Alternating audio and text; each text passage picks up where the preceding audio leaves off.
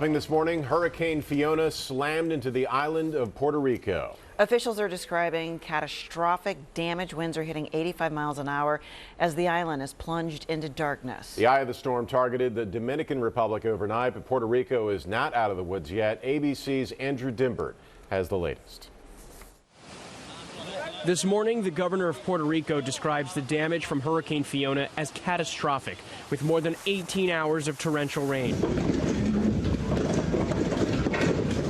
In one mountain town, rushing water washing away this bridge. Watch as power poles and a guardrail connected to the bridge are ripped from the ground. The water pulling everything connected to the structure downstream.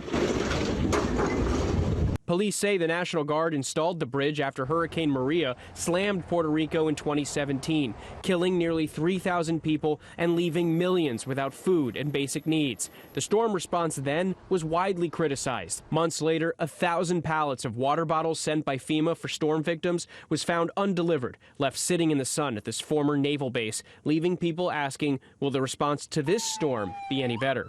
Still so fresh in everyone's minds here. It's got to be, another punch. But that's why people are very responsive and they cooperate because they remember. They still remember Maria. Fiona is expected to dump up to 2 feet of rain, triggering widespread flooding and mudslides.